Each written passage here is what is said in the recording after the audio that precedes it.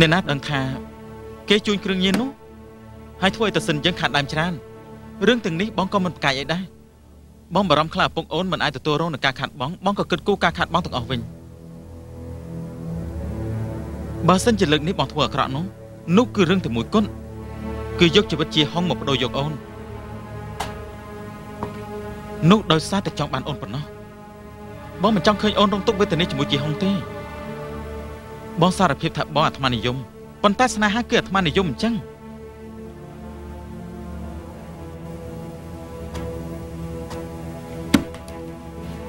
មុស៊ីអូនជាមនុស្សឆ្លៀសវៃណាស់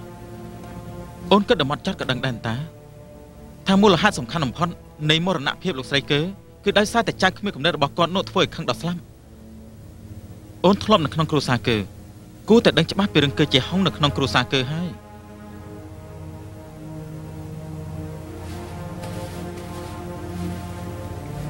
អូនព្រមមកវិញទៅជាការសំខាន់បងនឹងឲ្យអូនមើលឃើញអ៊ូជាងយ៉ងថ្មីស្លាមម្នាក់នេះគុំនុំគុណបនដែលកន្លងហួសទៅយើងប្រមាថចោលទៅណា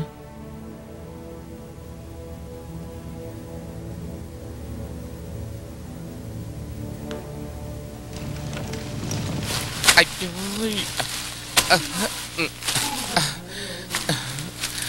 អ្នកប្រុសយើងត្រូវឃុំនៅទីនេះមួយយប់មួយថ្ងៃទៅហើយក៏ត្រូវគេវាយរួចហើយដែរតើគេចង់ដាក់ទោសយើងស្អីទៀតភ័យទោះជាចង់ប្រហារជីវិតពួកយើងក៏ដោយក៏ត្រូវនិយាយគ្នាបានច្បាស់ដែរហ៎ប្រហារជីវិតខ្ញុំមិនតន់ចង់ស្លាប់ទេណាខ្ញុំមិនតន់នឹងមានប្រពន្ធផងនិយាយតែបដារឿងនេះមិនប្រកបទេខ្ញុំនៅមានអាឡានម្នាក់រងចាំនៅជនបទអ្នកទាំងពីរចំមែនហើយចិត្តដល់ពេលស្លាប់ទៅហើយនឹងមានអារម្មណ៍គិតពីរឿងតែនោះទៀតមកពីខ្ញុំមិនចេះអត់ធ្មត់នាំទុកដល់អ្នកទាំងអស់គ្នាខ្ញុំមានតែបរាជ័យមែនខ្ញុំគ្មានកំណត់អញ្ចឹងទេត្រូវហើយបើចឹងមិនមកទៅកុំបារម្ភអីអ្នកប្រុសគឺជាមនុស្សមានសំណាងណាមិនអីទេណែអ្នកទាំង4នាក់អាចចេញទៅវិញបានហើយចេញទៅវិញពួកយើងចេញទៅវិញមែនហើយចង់នៅទីនេះស៊ីបាយមិនបាច់បងប្រាក់មែនទេឃើញទេខ្ញុំនិយាយត្រូវណាប្រកាសជាបានសុខសាន្តអ្នកប្រុសពួកយើងចាប់ចេញទៅឲ្យលឿនឡើងអីចុះអូយចុះមកឲ្យលឿនឡើងទៅឆាប់ចេញទៅលោកម្ចាស់មាត់ភ័ក្រជន់ឈ្មោះអ៊ីយិនផុងគេចេញបាត់ហើយណាឯងទើបទៅរួចពីគុកសននៅរវល់គេទៀតឆាប់ចេញទៅចុះ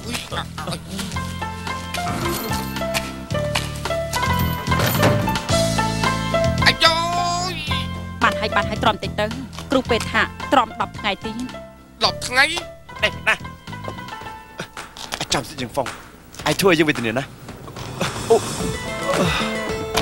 មកពីខ្ញុំនាំគេមកវិញបើដឹងចឹងទុកឲ្យគេនៅខាងក្រៅឃ្លានស្លាប់ទៅចុះខ្ញុំដឹងថាគេជាមនុស្សសយណាស់យើងមិនគួរជួយគេទេទុកឲ្យគេវាយវាស្លាប់ទៅកុំនិយាយច្រើនពេកមិនខុសទេលើកនេះទឹកគេលែងយើងប្រកាសជាអ៊ីយិនហ្វុងសារភាពអត់ទៅហើយគេព្រោះតែចង់ឲ្យយើងចេញមកដល់សុខសាន្តប្រកាសជាទៅលះបង់ច្រើនណាស់បើមិនចឹងទេហេតុអីក៏ងាយស្រួលដល់ម្លឹងសឿក៏ជឿមិនមែនយើងមិនបានវេទនាដោយសារពួកវាឯណាឥឡូវអ៊ីយិនហ្វុងប្រកាសជាចប់ហើយអ្នកប្រុសឃើញហើយទៅពួកយើងមិនអាចការពារខ្លួនឯងបានផងមិននឹងឯងរវល់ឬគេបានទៅណហើយចោត្រូវហើយអ្នកប្រុសជាងហុងពួកយើងទើបតែបានរួចពីគ្រោះថ្នាក់កុំទៅវិញអីណាត្រូវហើយដាក់ថ្នាំប្រហែលថ្ងៃទៀតទៅគង់ទៅជាទេ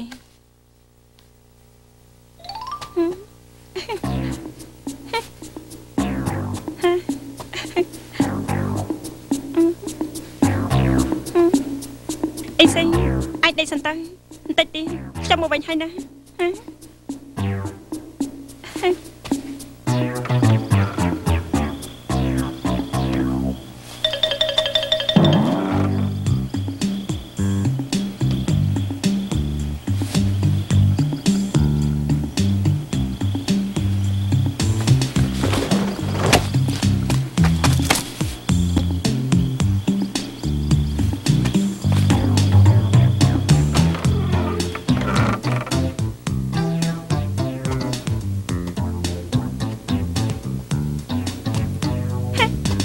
ដេកម្លេះ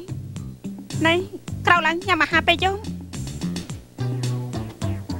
អាយយលោកម្ចាស់ចុកឲ្យខ្ញុំទៅស្អីក៏ខ្ញុំសារភាពដែរលោកម្ចាស់ចុកឲ្យខ្ញុំទៅ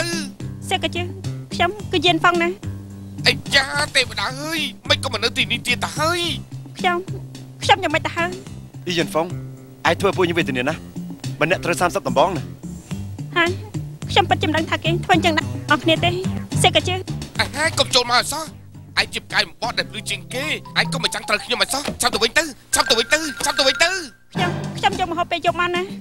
អូអរគុណហើយពួកខ្ញុំមិនហ៊ានហូបទេបងជាហងបានហើយប៉ុណ្ណឹងបានហើយយប់ណាស់ហើយណាបាយពេកយើងមិនតបានញ៉ាំទេមកឆាប់ហូបបាយទៅអេបាយមកដល់ហើយបងសិនខ្ញុំជួយបងអាចាមកហូបច្រើនដល់ម្លឹងនេះជាអាហារពេលយប់ពីរពេលតើមកហូបទាំងនេះគឺយានហ្វុងយកមកទេមែនហើយនេះដោយសារតែអ្នកទាំងអស់គ្នាត្រូវគេវាយហើយចាប់ដាក់គុកទៀតខ្ញុំចង់បញ្ជាក់ពីទឹកចិត្តខ្ញុំណាមែនទេណែញ៉ាំតើអរគុណអាយយ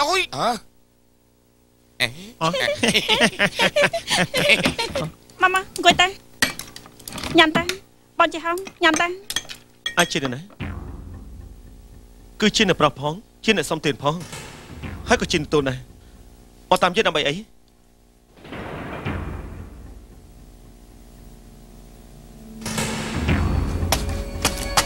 ប្រាប់យកមកលេងដៃទៅឈឺណាអ្នកប្រុសលេងគេសិនទៅចាំនិយាយគ្នាហ្នឹងហើយលេងសិនទៅចាំនិយាយគ្នា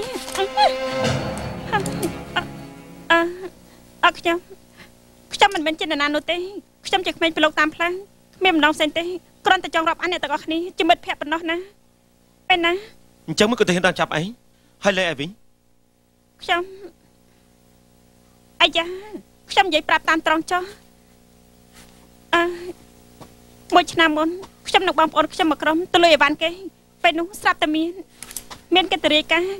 ហើយខ្ញុំនេះណាអត់លួចអត់ប្លន់គេទេប៉ុន្តែមានសាក់សែងគេចំណាំខ្ញុំបានដូច្នេះរាជការក៏តាមចាប់ខ្ញុំរហូតទៅហើយបង្ខំឲ្យខ្ញុំនិយាយពីដំណឹងបងប្រុសខ្ញុំ